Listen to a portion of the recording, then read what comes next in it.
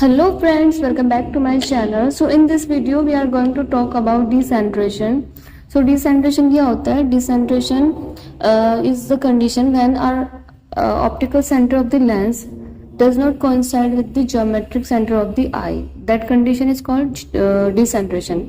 Simple भाषा में अगर हम इसको समझना चाहें तो आपके लेंस का जो ऑप्टिकल सेंटर है वो आपकी आँख के ज्योमेट्रिक सेंटर से कोइंसाइड होना चाहिए ताकि रेज आराम से पास हो सके।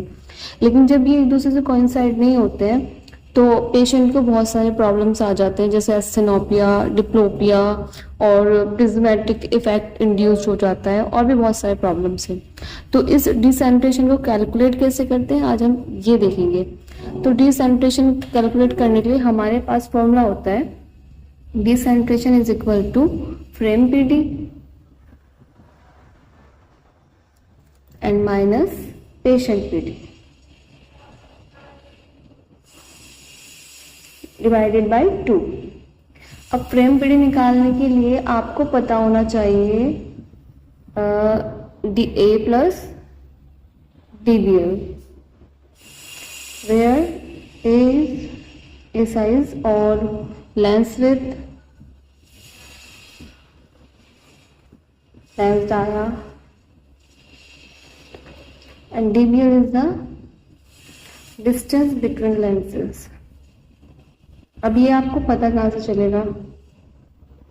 आपका जो आई फ्रेम आता है उसी के ऊपर कुछ मार्किंग दी गई होती है, जैसे कि हमारे पास एक ये वाली फ्रेम मौजूद है तो इसमें आपको कुछ डिजिट्स दिखाई दे रहे होंगे, कुछ नंबर्स हैं, है ना।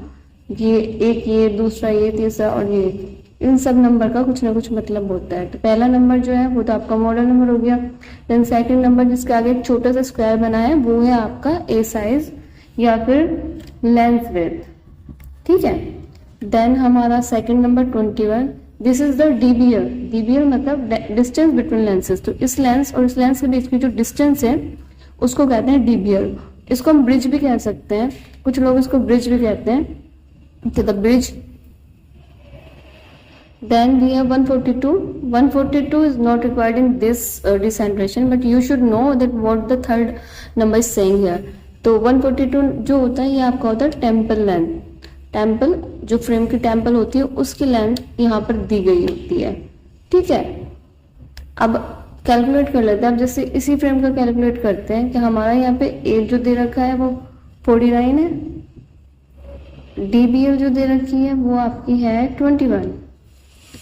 Let's calculate with this formula. पहले तो हम इसकी फ्रेम पीडी निकाल लेंगे। फ्रेम पीडी निकालने के लिए you know we have to add both a size and DBL.